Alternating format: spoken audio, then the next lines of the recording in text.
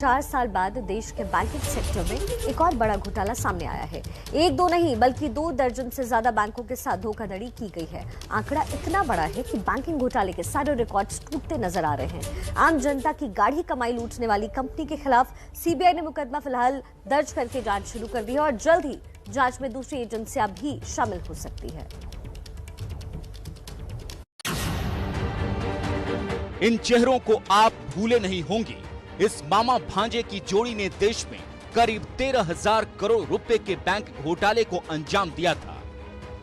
2018 में किया गया वो घोटाला देश का सबसे बड़ा बैंक घोटाला था, लेकिन अब सबसे बड़े बैंक घोटाले का ये रिकॉर्ड टूटने वाला है। 4 साल बाद ही एक नए बैंक घोटाले का खुलासा हुआ है, जिसमें अनुमान के मुताबिक 22,842 करोड़ की धोखाधड़ी की गई है।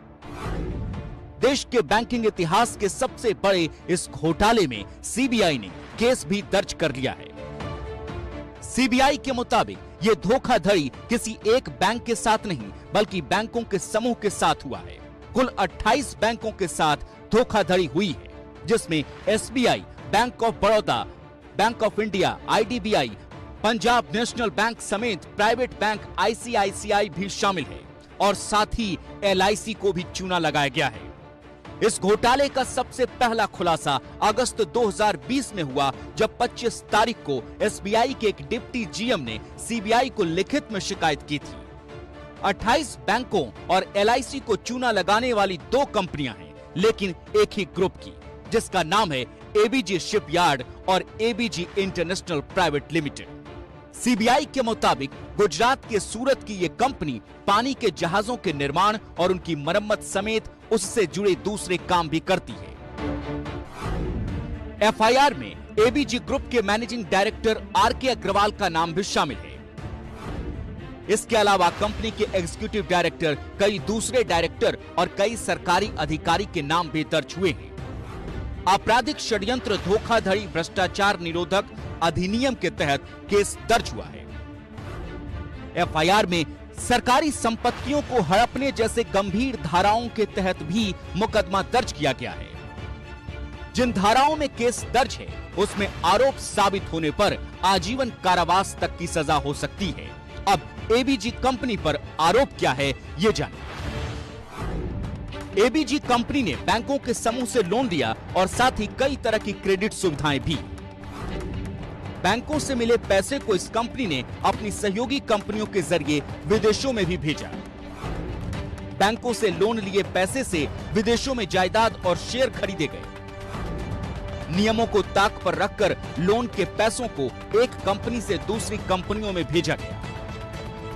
बताया जा रहा है कि एबीजी कंपनी ने अपने बनाए जहाज विदेशों में भी बेचे हैं, लेकिन कंपनी ने तमाम नियम कानूनों को ताक पर रखकर बैंकों के ग्रुप को हजारों करोड़ का चूना लगाया। यह घोटाला 2012 से 2017 के दौरान का है, यानी मनमोहन सरकार से लेकर मोदी राज तक। सीबीआई ने इस मामले में मुकदमा दर्ज करने के बाद 13 जगहों पर छापेमारी की, जहां कई आपत्तिजनक दस्तावेज बरामद हुए हैं।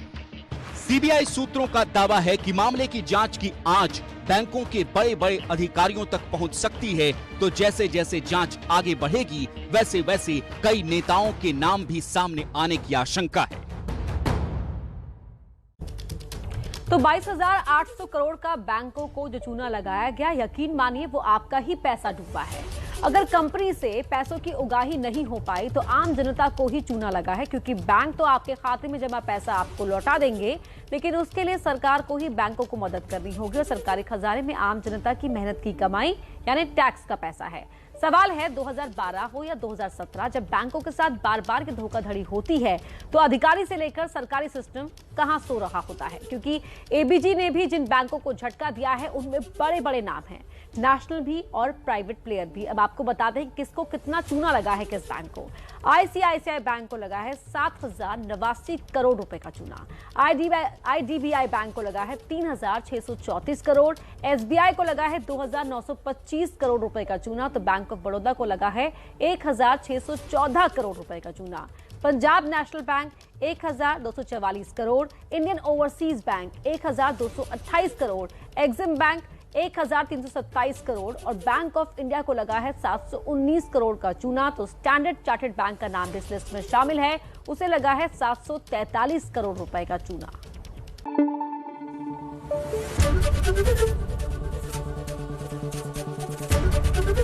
एबीपी न्यूज आपको रखे आगे।